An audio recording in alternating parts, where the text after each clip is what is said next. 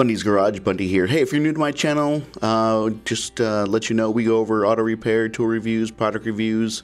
So if you want to see more of auto repair on mostly Hondas and Acuras, go ahead and subscribe, hit that bell so you don't miss when I put out videos. So right here we're changing out the fuel pump on a 2004 Acura TL. It is actually in the trunk, sits right in front of, or behind, I guess, depending on how you look at it, right in front of the spare tire. So there's 3 Phillips screwdrivers you have to remove. Take those bad boys out, and then you're free to pop open that cover. I just take a flathead screwdriver and pull it, or put it under the little steel plate, pop it up and open, and you'll gain access to the fuel pump.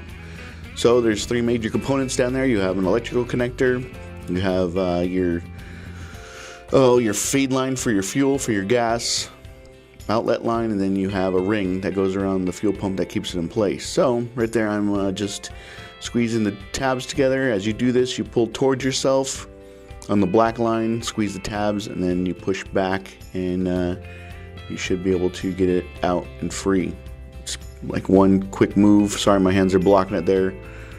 Later in the video I show you where I'm taking off the little what is that, brown clip, and putting it onto the new one. Actually, your best bet is take the brown clip that the fuel line gets connected with and put it back onto the outlet fuel line.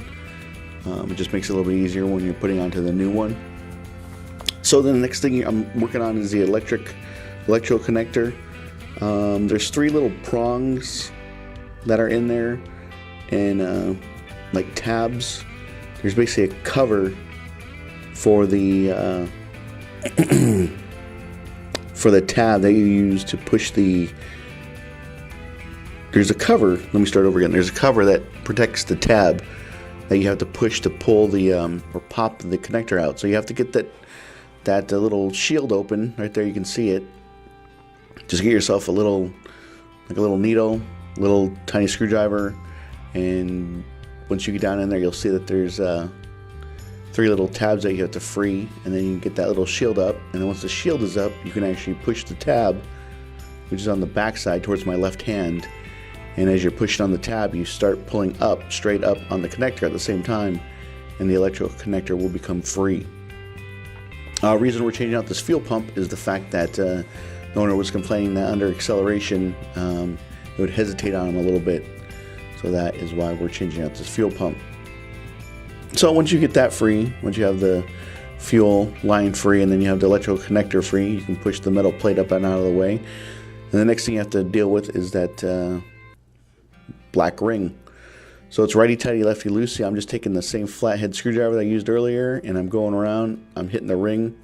Because I'm hitting the end of the screwdriver with the palm of my hand, and you'll see there's little tabs on the ring, little nubs that you can use to tap it open with, or you tap the ring, and then it starts moving in the direction that it needs to, counterclockwise, to be able to get the ring off. So once you have that free, or free enough I should say, once that's loose enough, you can go in there with your hand and pull it up and out, pull the ring up and out. Looking back, I should have gotten some duct tape and duct tape that fuel line out of the way, because it just keeps popping into the way, getting in the way.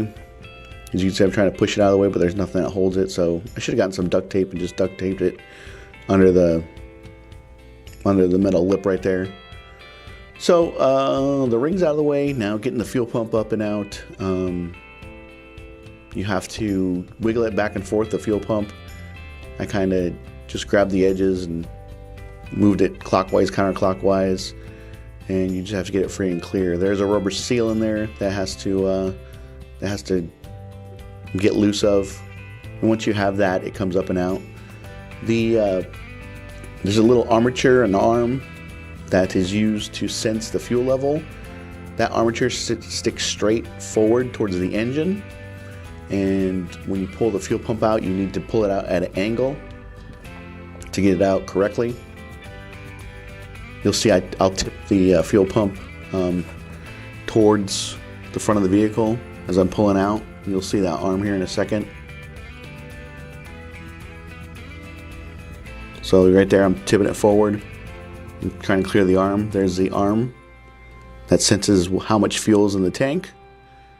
So just let as much gas as you can drain out. I'm just giving you a shot of what's inside the tank. Sorry, it's a little bit dark down there. But yeah, you want to let this you want the gas to drain out as much as you can. You don't want to get gas on your spare tire. You run the risk of your car smelling like gas for a couple days until it dries out. So here's the new fuel pump. I'm just taking off the plastic wrap that's around the armature.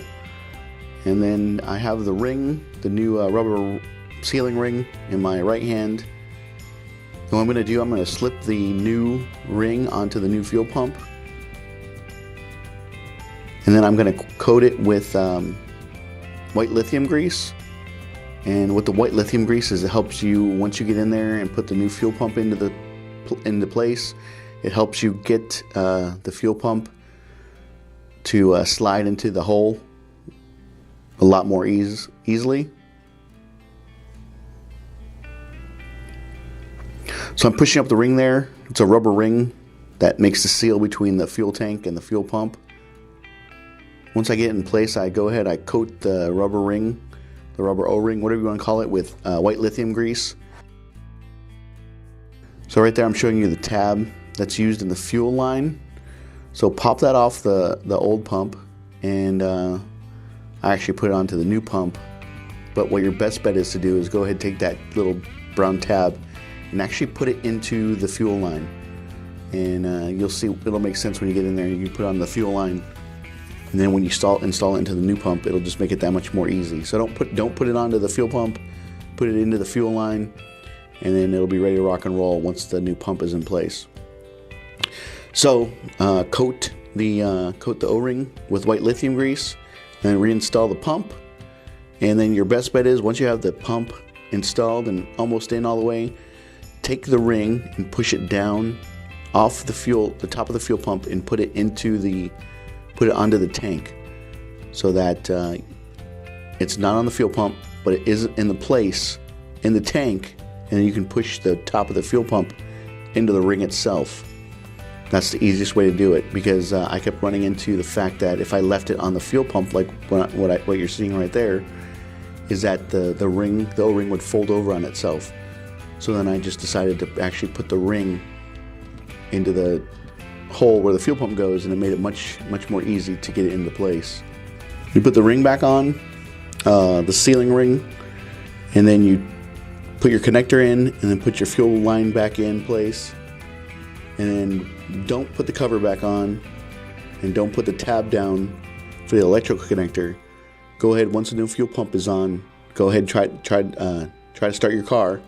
And once it's running, go back there and make sure that there's no fuel leaks, that everything's working correctly before you seal everything up and tighten the ring all the way down. So yeah, make sure your car is running before you tighten the ring all the way down, and that you have no leaks.